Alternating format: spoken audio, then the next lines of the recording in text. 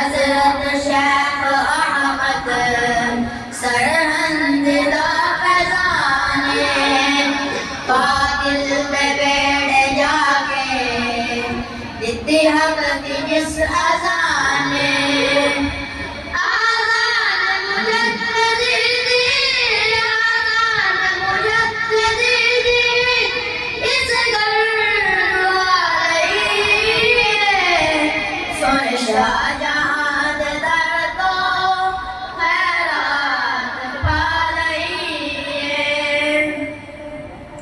मंगे आए जो भी तो